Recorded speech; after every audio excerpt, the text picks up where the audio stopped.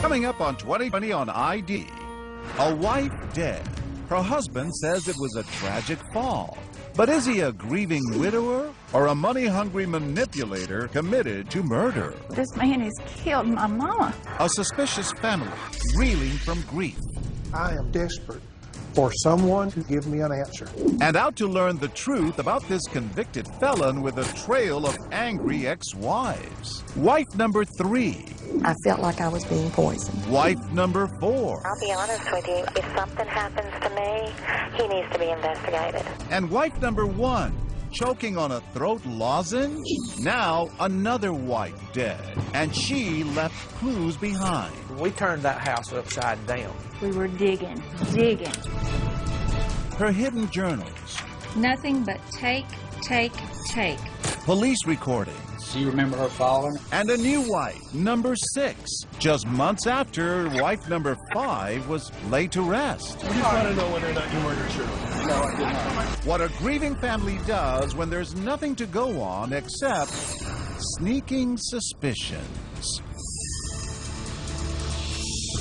Welcome to 2020 on ID. I'm John Quinones. Few things were more important to Shirley Seitz than family.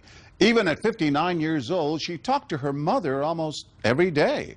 So when Michael Wohlschlager waltzed into her life, he took on both a new wife and a new family, one fiercely protective of a woman with a sizable fortune and an even bigger heart. Then, when Shirley was found dead in her bedroom, that family's nagging suspicions turned into outright accusations. Was she the victim of an accident or something more sinister? In 2013, Jim Avila first sorted through the clues and brought us the story of a troubling death in a small southern town. Down around Mobile, Alabama, near the Gulf of Mexico, a short drive takes you through Loxley, once a sleepy lumber town, today famous for absolutely nothing. But now, on a street called Camelot, in a house that here passes for a castle, there is no bright, shining moment, just a dark mystery of sudden, unexplained death. This interview is with Michael Allen Wohlschlager. The husband who is not a suspect. This is in reference to Mr. Wohlschlager's wife. The wife who died suddenly, Do you know the cause of death? but was not murdered, Do you remember her falling? unless she was. As she falls back, she's going to strike the floor pretty hard. What do you think really happened, Chester? Man, I hate to say this. I think someone murdered my sister. Shirley Seitz fell for Dr. Mike Wohlschlager. Fell hard and fell fast. How do you do to I do in 3 months flat? But Shirley wasn't his first bride, or his second, or his third, or even fourth. Shirley was number 5. Some with tales to tell about their marriage to Mike, and more importantly, how their marriages ended. To be fair, this was wedding number 5 for Shirley, too. And up in northern Alabama, Shirley's family, the Thomases, wanted to be happy for her, but they could not. I didn't like him at all. I just have to admit that. Me being a minister, I said to her, "Are you sure?" Shirley's daughter Sharon was ready to throw something, and it wasn't rice. Please don't do this, Mama. Don't do this. Please, Mom, don't do this. Whatever their worries about her latest trip to the altar, Shirley's family is more than proud of her higher calling. She was an evangelist in search of a flock, preaching the Bible, spreading the gospel, and singing it too. That's her voice soaring on a recording of her favorite hymn, Amazing Grace. Giving. Constantly giving. On this trip, I have learned some of the best organic food there is to eat. She walk into Burger King and the waitress say, "That's a pretty necklace." She'd pull it off. "Well, here it is." She was the type of person that just gave herself away. We believe in that. That's part of our faith. And Shirley was that type of person. Shirley prayed with Dr. Mike the first time they met. He worked much of his life as a chiropractor, adjusting grateful patients' backs in the nearby Florida Panhandle. Known affectionately as Dr. Michael, he was a prominent member of the medical community, smiling handsomely in healthcare ads in the newspaper and online. But money trouble plagued the chiropractor like a crooked spine, and his financial problems troubled Shirley's family because one of her husbands, Gene Seitz, had died and left her with his name and a hefty inheritance, $1 million. Were you worried about her money? Yes, I was worried about her money. He come into her life with the clothes on his back. And he's a doctor. He doesn't have a home, Mama. Well, he's in transition. He doesn't have a job, Mama. Well, he's a chiropractor. He's going to get a job in Alabama. He come into the marriage with a wore-out pickup truck and a bunch of debt. Her engagement ring from Dr. Mike, the wedding rings, the house they lived in, that first big purchase together. The family says Shirley paid it all. Mike seemed to appreciate it. Women from their church later said Michael was a wonderful husband to Shirley. Anything in the world Shirley told him to do, he'd jump up and do it, you know. But who wouldn't? Because he knew his bread was being buttered? Yeah.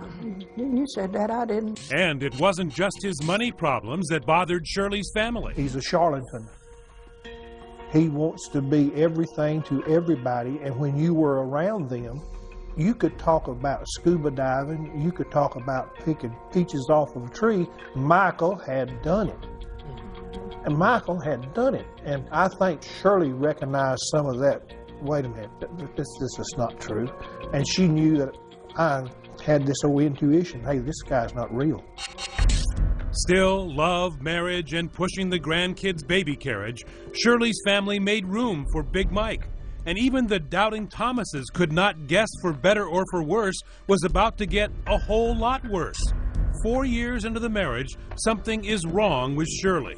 Months later, in a recorded interview obtained by 2020, Dr. Michael would tell investigators Shirley had been ill for weeks, food poisoning, thyroid problems, and to cap it off, a stubborn migraine headache. She gets bad migraines maybe 2 or 3 times a year that last 3, sometimes 4 days.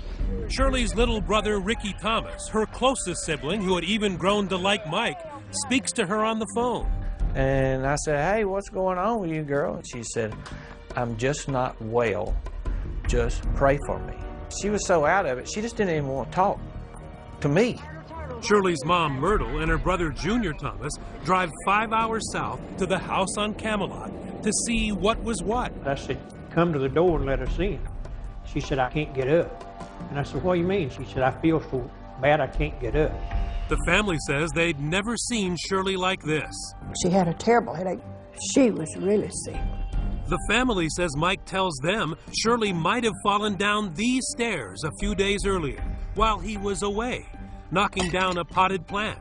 He later tells investigators too. I sat here with her mother and asked her, baby, do you remember falling down those steps because that plant was knocked over? And she almost got irritatedly mad at me. And she said, I did not fall. Myrtle and Mike nurse Shirley through the weekend.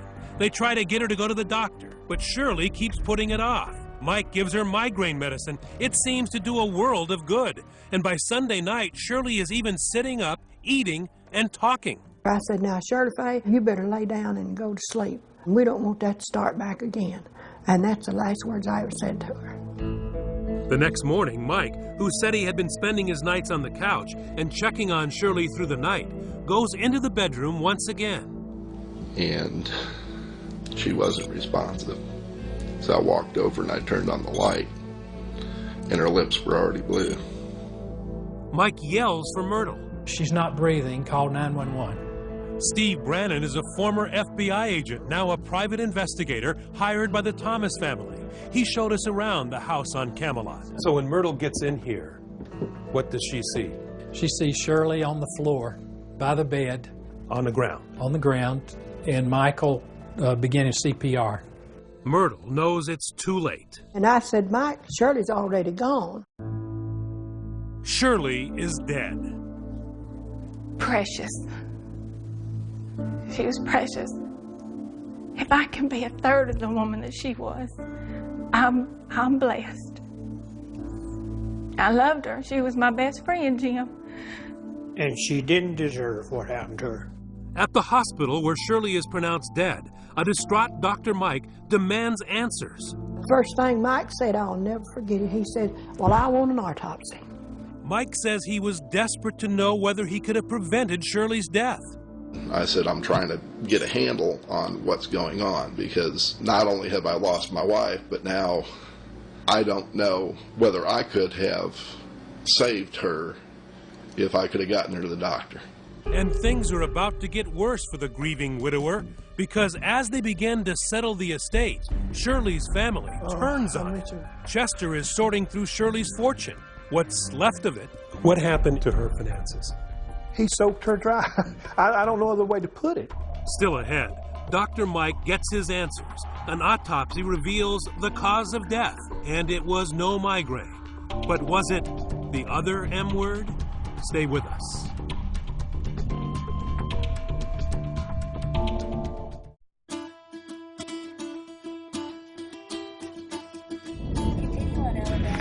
It's a Southern fried mystery.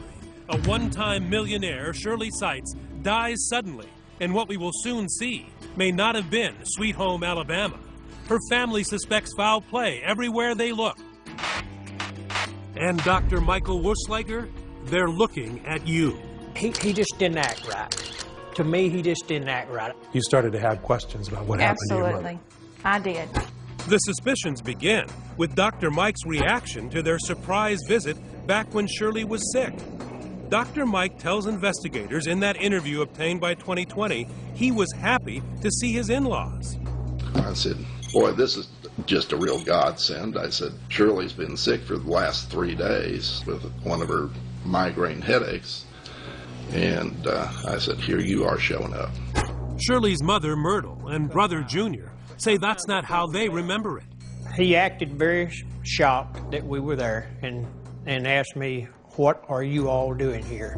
The family also wonders about that knocked-over flower pot. When we went in, we noticed a flower pot that was laying in the floor, and I asked him about that. Mike said it showed Shirley might have fallen down the stairs a few days earlier while he was out of town at a doctor's appointment. He tried to tell us that she had fallen, I guess, down the stairs and knocked this flower pot over, you know, and that's how her what was causing her head to hurt, you know. But the family suspects that is a little too convenient. They speculate Mike was staging things to back up a phony story that Shirley had fallen. Thomas family investigator Steve Brannon. When the mother comes in on Friday, this flower pot that was supposedly knocked over on Wednesday is still knocked over. It's not been set up or cleaned up. It's still there? Yes, 2 days later. If I turn a flower pot over in my house, I pick it up. I don't let it lay there for 2 days. Something else bothers Myrtle. Michael's activities in the morning Shirley died. On the way to the hospital, Myrtle says she told him she noticed a spot, maybe blood, maybe something else, on the bed where Shirley had slept. I said, well, I wonder what that red was on the sheet. He said there wasn't nothing red on that sheet. Whatever it was, the family says Mike was very quick to clean it up. When you got back to the house, did you go looking for the sheet to see what was on it? And what'd you find out? They's done gone. He'd done jerked them off the bed and had them in the washing machine to wash. Dr. Mike later told police Shirley got sick on the bed. Hasty laundering, a knocked-over plant, and there was something else. I'm a nurse by profession, and he claims to be a doctor. Now, I know it's chiropractor, and he supposedly has a PhD. He's not a medical doctor, but still he claims to be a doctor. And he said he'd give her 5 chest compressions.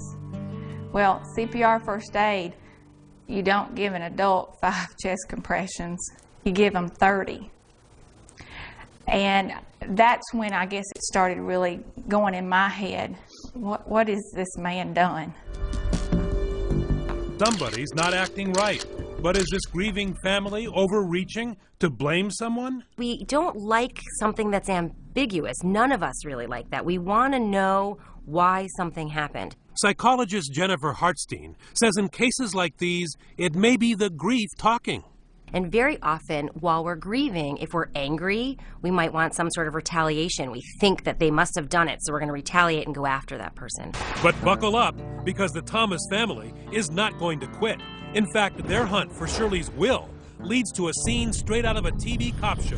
While Dr. Mike is out at a religious meeting, the family conducts a frantic, clandestine search of the house. Mike could have come back through that door at any minute. So we was having to kind of sneak around and do what we had to do with one eye here and one eye there. Sharon and her Uncle Ricky Thomas take the place apart, drawer by drawer. We turned that house upside down. We were digging, taking pictures, trying to find that original will to get in my hand. The family knew that Mike had received $100,000 from her life insurance policy. But when they find the will, they discover Shirley, even after 4 years of marriage, left everything to her daughters, not a dime to her husband. Why didn't she write him in? To the family, the answer becomes clear when they find something else. Shirley's journals, personal, revealing journals. We found it actually up underneath another drawer in her bedroom. Is there anything of interest in the journals about their relationship? How much longer am I going to have to financially support this man? He said he wasn't going to do this to me. He was going to get a job. He's constantly spending my money. Lord, when is he going to get a job? Later, when police ask Mike about his marriage, he paints a totally different picture. How would you describe yours and Shirley's relationship? We had an absolutely marvelous relationship. Shirley and I were the epitome of just exactly what a husband and wife are supposed to be. But when Shirley's daughter reads some of the journal entries to 2020, well, see what you think about this marvelous relationship. I'm so hurt and disappointed with Michael that I really don't want to be around him. I'm angry at him and let down. Nothing but take from this man. No giving. I'm not a wife. I'm a bank that is taking care of all of his financial needs. But did Shirley know just how much she was supporting her husband? He took $100,000 out of her checking account 30 days before she died. Or 33 days, I think, before she died. Do you know what happened to that money? I know who it was wrote to. The check was wrote to a company that he owns. Clues to an unhappy marriage, but no smoking gun. But just to be clear, her complaints about him were mostly about financial. Financial, yes.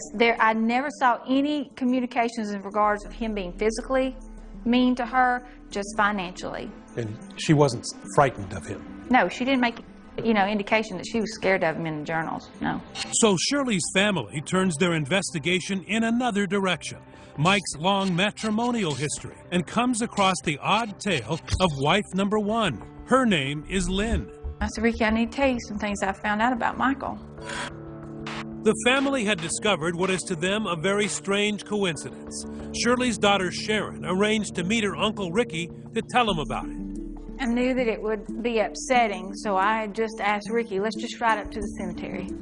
They come here to, of all places, the High Rock Cemetery, where they had buried Shirley less than 2 weeks before. Right beside Shirley's grave. Among the shadows of the tombstones, it's an oddly comforting place where they can feel Shirley's presence and where Sharon can broach a difficult subject with the one family member still close to Mike. She shows Ricky an old yellowing newspaper article, a brief story about the sudden death of a young woman in Gainesville, Florida in 1977. Lynn Wolfslager, Mike's first wife. The article says a 25-year-old woman apparently choked to death Friday on a throat lozenge. Choked to death on a Cepacol lozenge. That's what her death certificate says. It appears there was no police investigation. Sharon and the rest of the Thomas family say they find two things strange about that. First, an otherwise healthy 25-year-old woman chokes to death on a cough drop. Second, they say Michael had always told them a different story. He told them his first wife didn't die suddenly. She died a slow, painful death from cancer. Michael had told us the entire time that he was married to Mama that Lynn had leukemia. And that's how she died? Yes, that's how she died. And that when she died, he was holding her hand, consoling her in the bed. He never mentioned a throat lozenge. It made me wonder, well, what else has he lied about? What else has he lied about? For the answer to that question, we take you to Chipley, Florida, and a suspicious fire in Dr. Mike's past, nearly 20 years ago. I was approaching this place of business here. I detected smoke, seen smoke. Lieutenant Tillman Mears, in plain clothes now, was a rookie patrolman back in the day. He says Dr. Michael, as everyone called him, was the go-to chiropractor in town, especially for female patients. One night, his office caught fire. The doctor was found standing across the street, just watching it burn. My first question was, why didn't the doctor call the fire department? Instead, he tells an incredible story. Someone trying to kill him set the fire while he was trapped inside. He said he woke up smelling smoke and had to fight his way out of the burning building. Escaping by karate kicking through a burning wall barefoot, but when police check his feet, there's no burns, not even a scratch. Mears says the skillful chiropractor was twisting the truth. He thought I was going to go away, I think, and believe what he said. But the cops say Dr. Mike's story stunk, and so did he. Once I approached Mr. Wassenlegger, I detected the smell of diesel fuel on his person. And that was before they found the can of diesel fuel and a match and the suspected motive. He was flat broke and after the insurance. Dr. Wolfslager was arrested, tried, and convicted of arson. And one thing stayed with the policeman after all these years. He says Dr. Mike threatened him. After the jury had come back with a guilty verdict, he turned and told me that I'd pay for this. Dr. Mike was the one who paid, although he got no prison time, just 15 years probation. And with the surrender of his license, it was the end of his career as a chiropractor. But for Shirley's family, it was evidence of much more. Dr. Mike, when he is broke, they say, is not above committing a crime or inventing a whopper of a story to cover his tracks. Who had the motive? Who had the opportunity? Who has lied in the past? Trying to answer that question, we contacted Mike's second wife, Paula. She says he never harmed her. Even so, as you've seen, he's no choir boy. In fact, he's a convicted criminal. But capable of killing? Who says? She does. The other ex-wives are now coming out of the woodwork with startling stories of their own. All of a sudden, bam to the back of the head. You just feel this blunt impact. Just bam. Stay with us.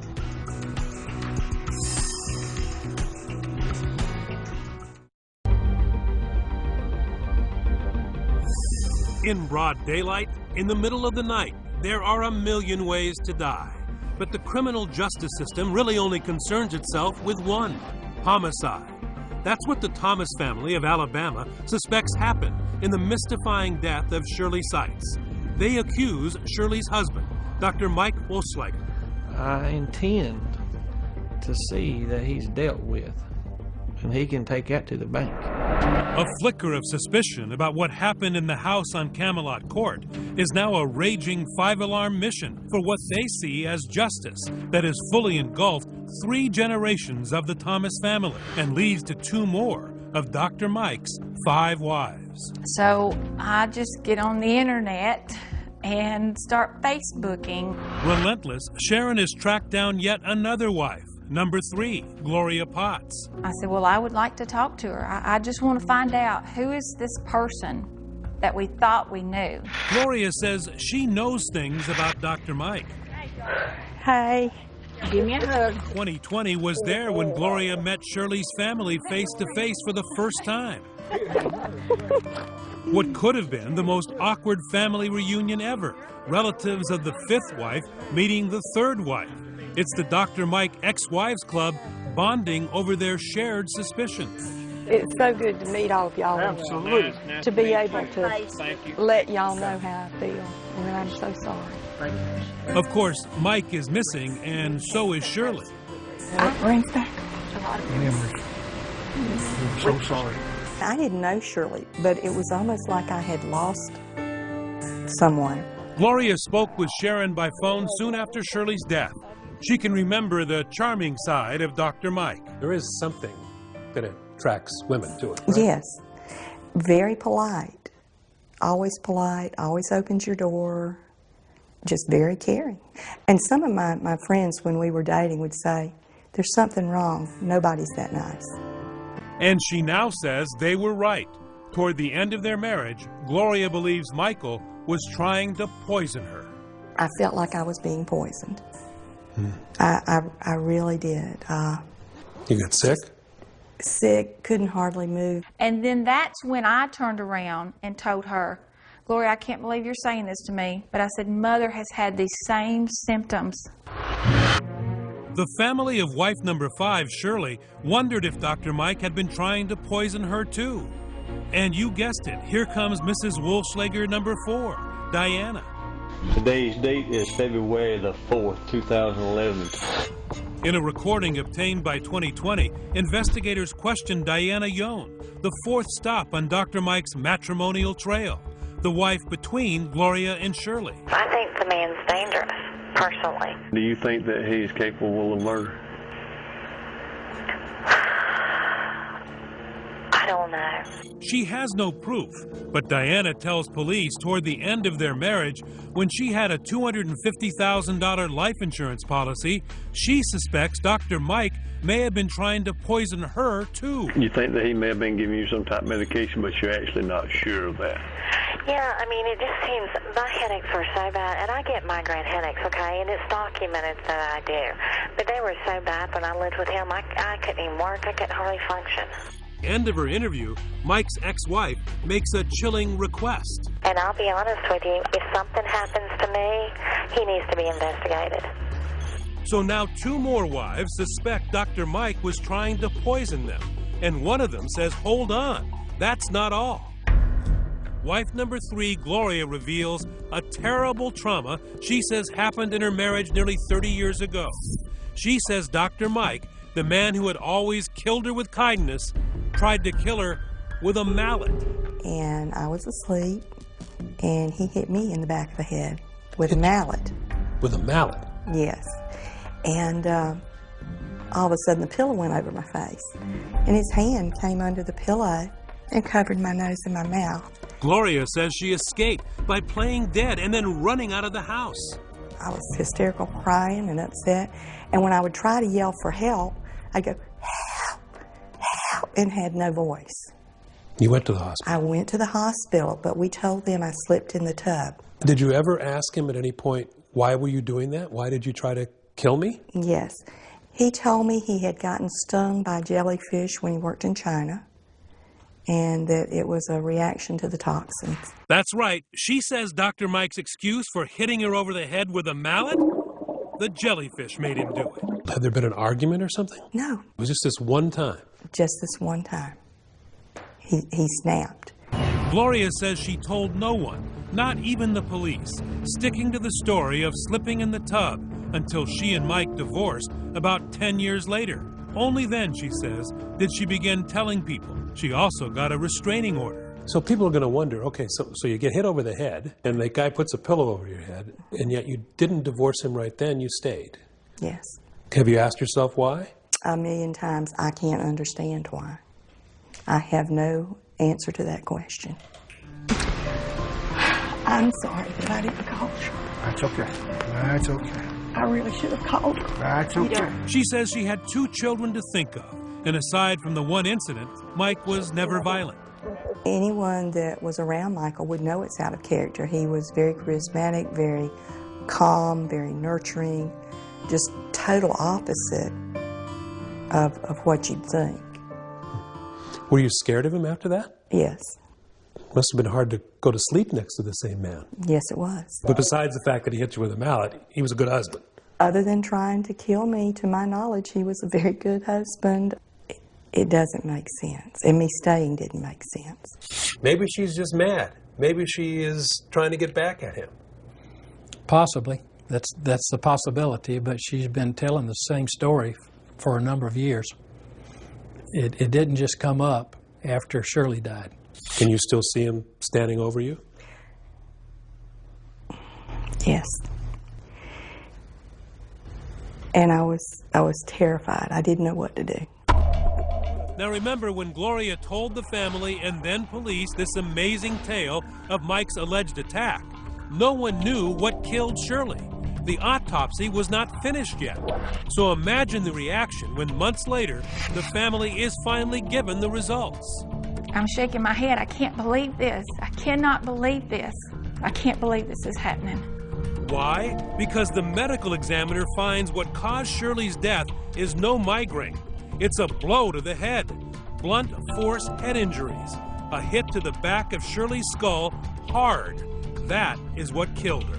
So when you find out later on that it's blunt force trauma to the head, then there's no question in my mind that Michael murdered this woman, murdered Shirley.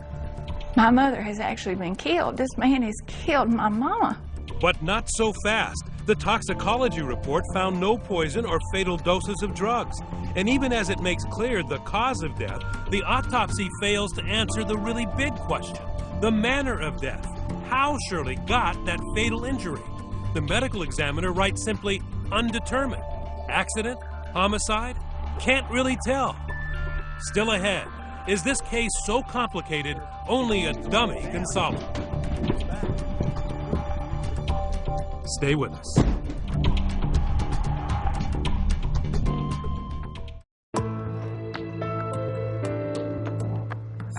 The autopsy on Shirley Seitz has been released. Her family had believed it would prove she was murdered, but they were sorely disappointed. Shirley did die of blunt force trauma, but the question remained, how?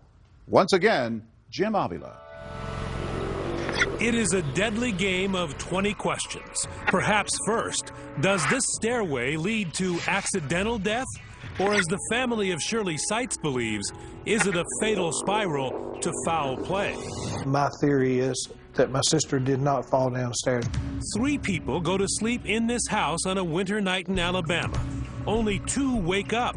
The husband, Dr. Mike, says maybe his wife fell down the stairs a few days earlier. But no one, not him, nor her mother, who was there, saw or for that matter heard Shirley Seitz die.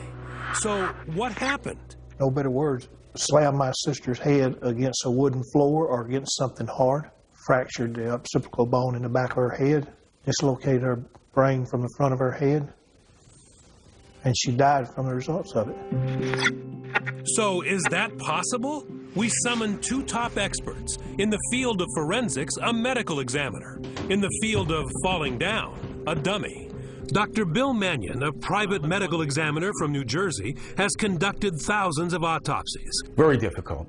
I mean, this is the kind of case that exasperates pathologists because we can hear all kinds of hearsay and complaints of family members, but again, to go into court and say beyond a reasonable doubt that this is a homicide, it would be very, very difficult. We asked him to review Shirley's case. His most important finding?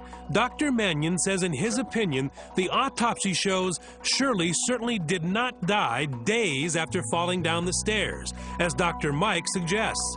She died within hours.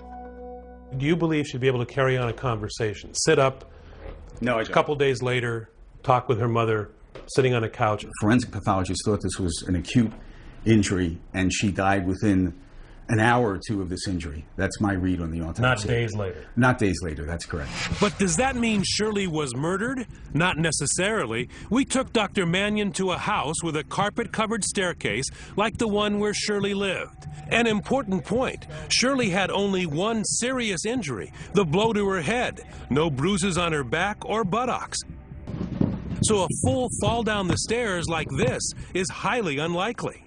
It's not consistent with falling all the way down the stairs. That's correct. I would expect her to have more injuries if she fell down a flight of stairs. In fact, Dr. Mannion says the only fall on the steps that makes any sense is if she tripped at the bottom of the stairs. And as she falls back, she strikes her head on the edge of the step. And by doing that, she sustains all the skull fractures to the back of the head. Now, there is at least one scenario in which the autopsy and the family's theory could match, here in the bedroom. In a homicide scenario, you could just lift the person up and then slam them right back on the ground. But Dr. Mannion has serious reservations. For one thing, Shirley could have fallen accidentally in the bedroom. And also, could Shirley have been murdered with her mother right there in the house? We don't hear any boom, we don't hear any commotion. The mother is there, she doesn't hear any screaming. There's no defensive wounds, there's no signs of a struggle. So again, very, very difficult to say this is a homicide. In the end, our medical examiner expert, Dr. Mannion, says the autopsy does not have all the answers in this case. This is the kind of case where you need help from the police. But there was an investigation by Loxley Police and the Alabama Bureau of Investigation. It went on for a year and resulted in a 184-page report to the prosecutor, although Shirley's family doesn't think much of it. I think it's a joke. I think my 10-year-old grandson could have done a better investigation than the ABI done or the Loxley Police Department. For one thing, the Thomas family feels agents went way too easy when they interviewed Dr. Mike. Do you have any suspicions as to what may have happened to her? The only thing I can rationalize based on the way she was feeling and what the autopsy report said was she had to slip down the steps and hit her head. The police do ask Mike whether he might have accidentally done something to Shirley. And you're a chiropractor, right? Yes. You said you worked on your wife quite a bit. You think something may have happened when you were adjusting her or something? Or? I've adjusted thousands upon thousands of people, and I've never had, my entire career, I never had any malpractice suits, never had any injuries, other than a couple of broken ribs on some old ladies. When the ABI ended its investigation, the county prosecutor took no action. The Thomas family is furious. Why has nothing happened? It's because someone does not want to do their job. They have proven to me, I'm talking about the Baldwin County District Attorney's Office, that they do not want to work hard on this case. They hire Birmingham attorney Henry Frozen. In nearly 2 years after Shirley's death, they sued Dr. Mike. The lawsuit alleges the deceased was killed through the actions, or by the actions, of Michael Wohlschlager. Answering the suit, Dr. Mike flatly denies having a hand in Shirley's death. But he didn't even need to bother. That's because the lawsuit was dead on arrival. There was one factor that we did not know and didn't appreciate. It turns out that back when Shirley's daughters settled her estate, they had agreed not to sue Mike. And sure enough, the judge threw out the lawsuit, leaving any legal action in the hands of the criminal justice system. Still ahead, an unscheduled appointment with Dr. Mike you won't want to miss. We just want to know whether or not you murdered Shirley. And be sure to RSVP. You're about to meet wife number 6. Stay with us.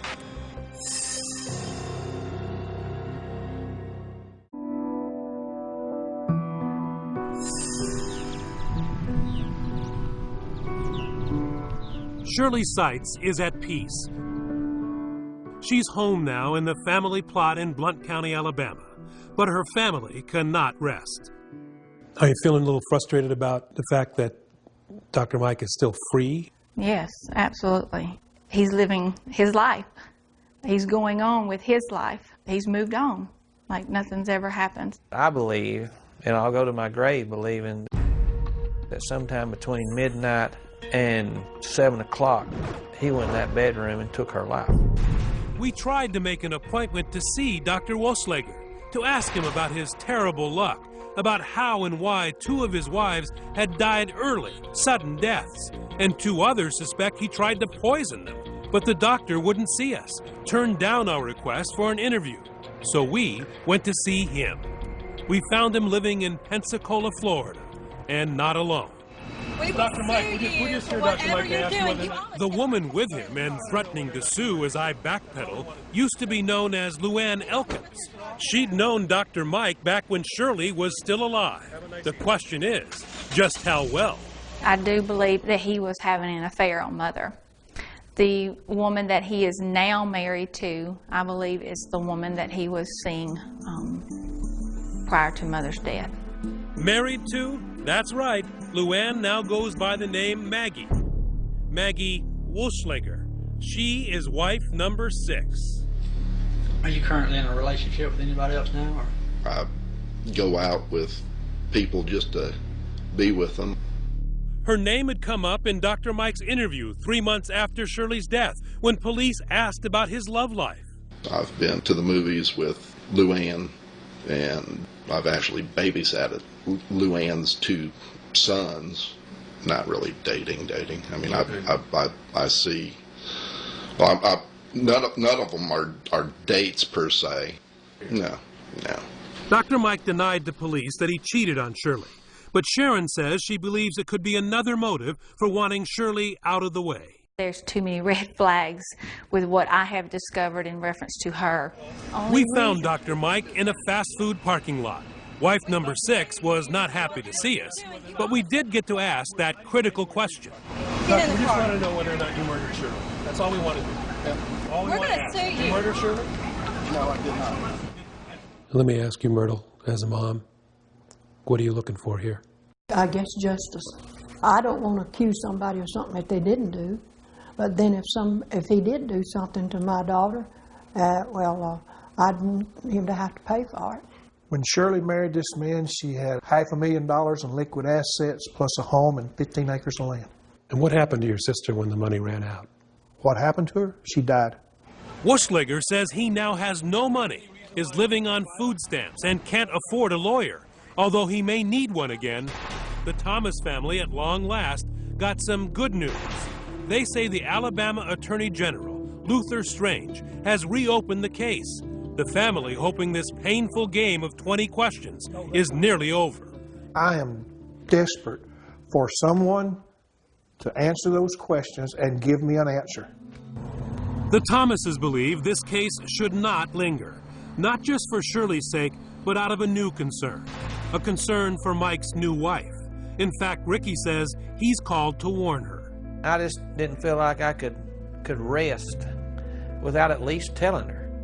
And she got very defensive, and I said, hey, that's okay.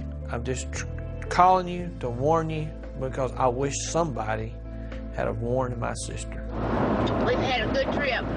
Good trip. The family says Mike may have replaced Shirley, but they cannot. It has been a long road. Mother was my best friend. She was just close to me, and it does hurt when I can't leave work and call her, or when I can't tell her, hey, guess what your grandbaby did today. So it hurts. I'm ready for closure. I think we all are. We're ready for closure. Anytime he needs to remember, little brother Ricky drives up to that quiet spot in High Rock and listens for the sound he's been missing, his big sister's voice. Oh, me.